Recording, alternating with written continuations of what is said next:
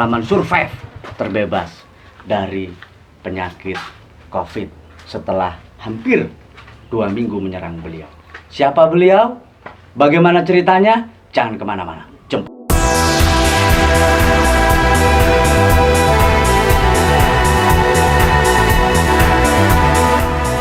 Ki Nusantara TV, di hadapan kita sudah hadir satu rekan, teman soulmate. Banyak sejarah yang kami ukir bersama beliau selama menjadi jurnalis. Pengalaman beliau luar biasa. Tapi dikala beliau mengerjakan tugasnya sebagai seorang jurnalis, ujian Tuhan itu hadir kepadanya, hinggap kepada beliau. Dan masa pandemi itu cukup membuat pukulan tersendiri buat beliau. Dan akhirnya satu kata yang beliau ucapkan, alhamdulillah beliau selamat dari penyakit ini. Apa kabar sekarang Bang Dasri? Alhamdulillah sehat. Alhamdulillah, luar biasa. Ya. Artinya pengalaman kemarin itu cukup membuat kita menjadi satu keyakinan tersendiri betapa hebatnya kekuasaan Allah dan juga betapa dahsyatnya virus COVID-19. Iya. Kalau boleh tanya nih Bang Dasrin terkait apa yang jenengan alami kemarin, berapa hari kemarin tuh? Saya itu terhitung masa komanya ini mulai dari kena itu 15 hari. 15 hari. Jadi hari pertama itu saya hanya merasakan flu biasa. Nah, ya, flu biasa. Dan pada umumnya flu itu pasti akan menimbulkan di badan itu demam. Demam pasti. Iya. Tetapi ini berbeda. Nah, demamnya ini menggigil. Hampir serupa kalau kita kena yang namanya penyakit apa itu yang dikasih obat cacing itu? Tipes. Ya. Mirip. Panasnya di badan juga demikian. Nah pada saat itu dua minggu yang lalu, 2 minggu yang lalu saya layat di keluarga saya yang kebetulan keluarga saya tersebut juga kena COVID. Meninggal COVID. Iya, meninggal COVID di Lampung Utara. Nah di situ juga saya sudah merasakan di badan ini memang udah nggak enak. Ya. Tetapi saya juga sama seperti yang lainnya tadinya menyepelekan, menganggap. Nah, seperti apa sebetulnya pengalaman beliau? Karena di awal beliau sempat bercerita bahwa COVID-19 ini tidak seberbahaya yang seperti diberitakan. Tapi dalam kenyataannya setelah beliau mengalami sendiri, itu seperti apa rasanya, sampai di mana ceritanya, jangan kemana-mana. Ngopi dulu.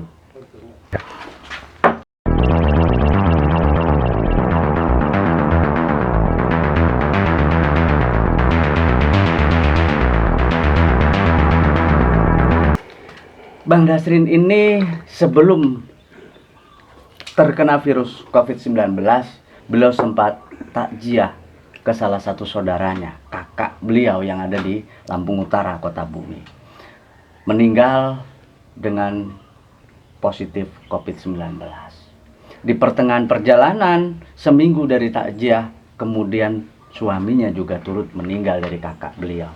Nah, akhirnya sempat cerita tadi sedikit, ketika pulang dari Kota Bumi itu abang sudah memulai perubahan rasa badan terkait enggak enak itu, kayak nyampe kayak enggak. Nah itu boleh Bang agak berbagi sedikit dengan teman-teman sehingga ketika mereka dalam perjalanan apa yang mereka harus lakukan sebagai antisipasi dan lain sebagainya bisa kita bagi. Oh iya. Jadi agak merinding saya nyeritainnya. Jadi ketika sudah selesai dari pemakaman, saya tidak lagi ke rumah keluarga saya langsung pulang ke Tubaba. Di tengah perjalanan saya merasa badan ini demam, nggak karu-karuan. Jadi boleh dikatakan hampir nggak sampai. Ya tapi ya alhamdulillah sampai. Nah setelah sampai di rumah ya saya cerita dengan istri, badan nggak enak. Ya namanya orang rumah ya, itu biasa kita obat-obat tradisional. Beliau memberikan air hangat segala macam ya seperti biasa. Nah pada saat itu saya hanya merasakan badan ini demam, kemudian kayak semua persendian itu rontok, masih biasa. Namun seminggu kemudian, seminggu dari itu, suami daripada ayu ipar saya tersebut, yaitu kakak kandung saya, menyusul. Ya. Ada efek apa ketika kakak kandung beliau meninggal? Rehat sejenak.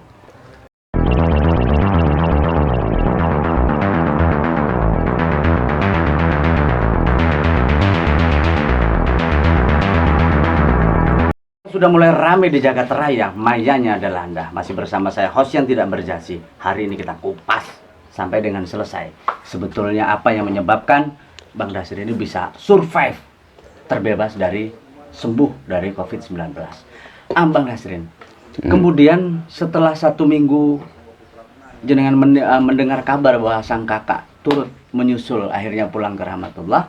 Kemudian itu ada efek secara psikologi atau seperti apa sehingga menyebabkan kondisi kesehatan jenengan makin buruk waktu itu? Nah, pada saat itu begitu mendengar kabar dari keluarga karena kejadiannya jam 10 malam, itu langsung drop habis. Drop habis.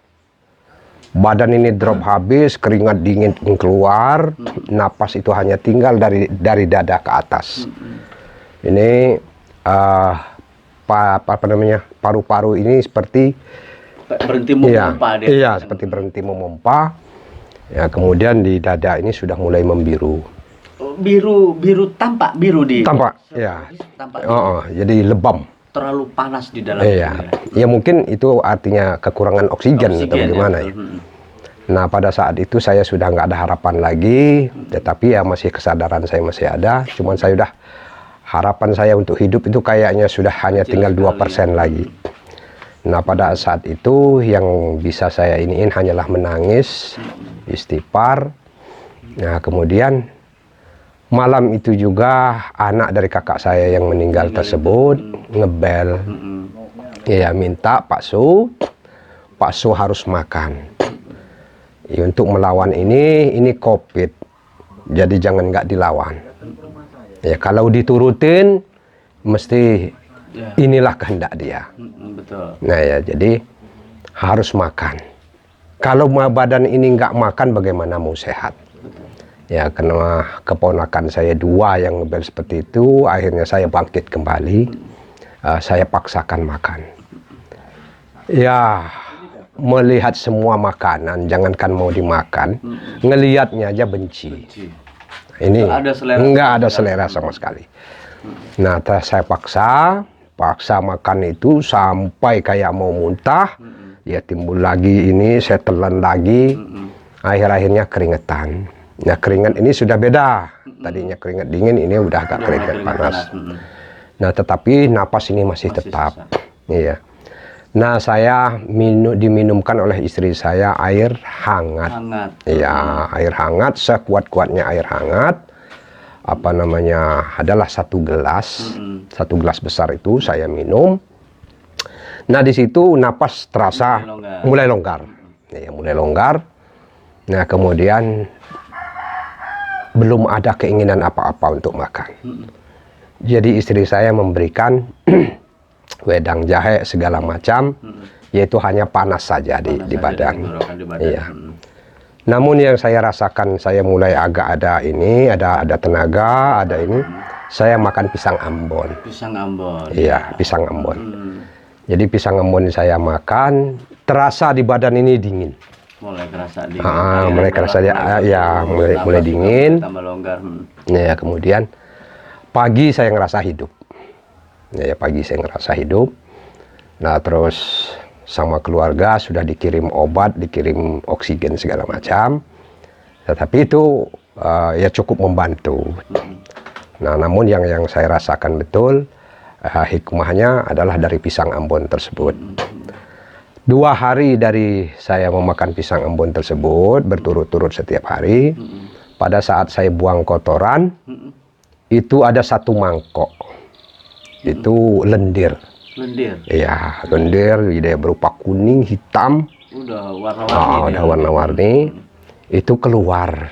Nah, ya, keluar ya. Kita buang air besar tadi. Iya, jadi keluar kayak ya pada saat saya buang air besar. Ya, BAB.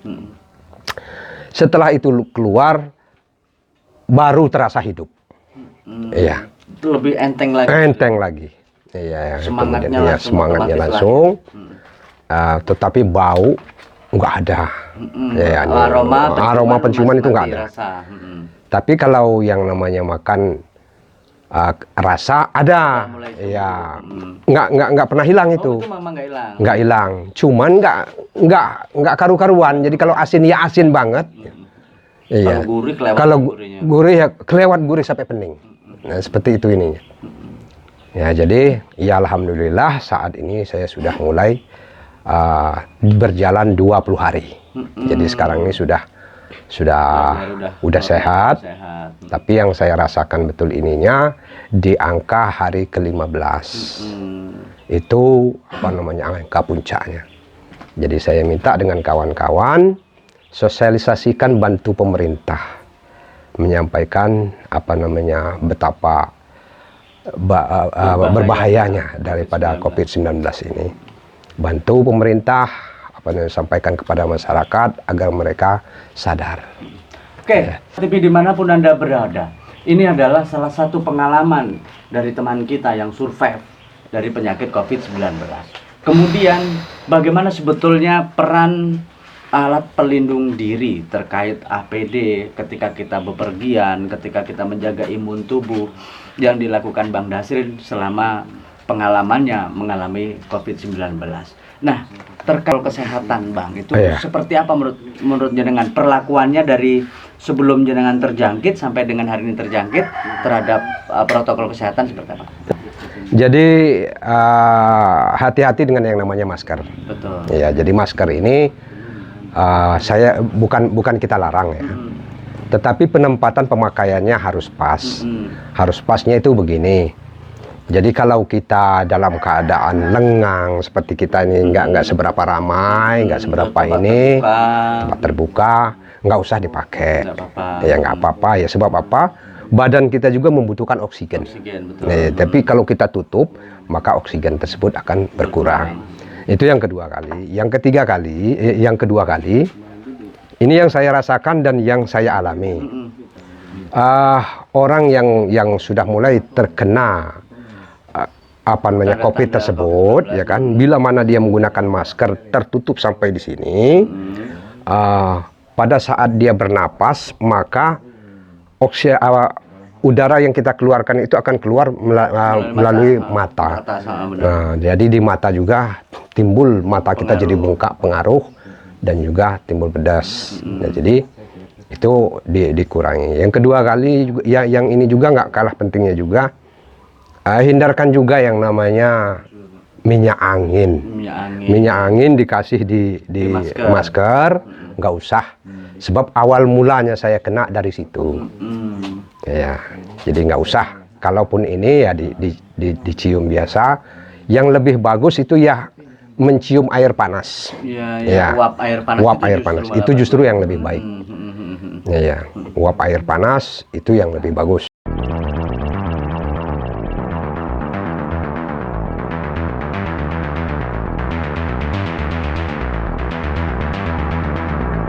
Harapannya untuk teman-teman jurnalis dan masyarakat secara umum terkait dengan antisipasi, harapan jenengan supaya ini juga tidak merebak ke masyarakat kita yang lebih luas, dan juga teman-teman jurnalis yang memang setiap hari mereka harus bersentuhan dengan masyarakat sebagai corong pemerintah, corongnya masyarakat. Harapan jenengan seperti apa?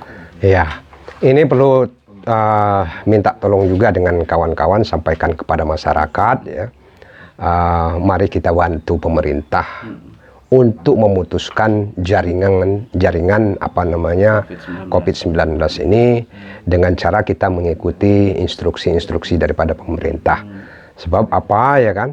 Bagaimana kita akan bisa memutus jaring apa namanya COVID-19 ini kalau kita tidak sadar diri. Ya, jadi ikuti, tidak akan mungkin pemerintah itu akan membunuh rakyatnya. Jadi tolong diikuti apa namanya protokol pemerintah, dan juga ya kalau bisa ya bukan berarti kita nih orang muslim ya. Ya bukan berarti kita melarang yang namanya kita sholat bersama di masjid. selagi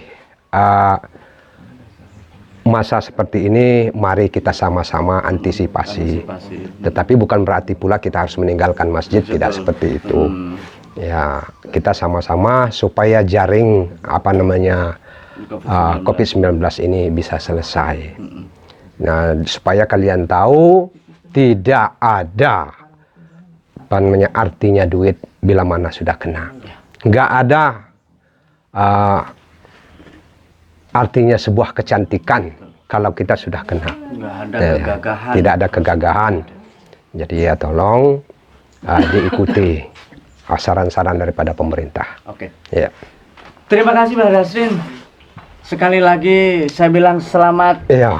Terus berkarya, mudah-mudahan ini adalah satu anugerah yang luar biasa untuk Bang Dasrin dan kita semuanya, masyarakat bangsa Indonesia, salah satu contoh survive dari COVID-19. Artinya ketika kita semuanya bisa mematuhi protokol kesehatan, tetap gunakan masker, tetap jaga jarak, tetap hindari kerumunan, dan tetap di masa PPKM ini hendaknya kita makin makin baik. Terima kasih, jangan kemana-mana, kita akan ketemu lagi dengan cerita yang lain selintas COVID-19. Ki Nusantara TV.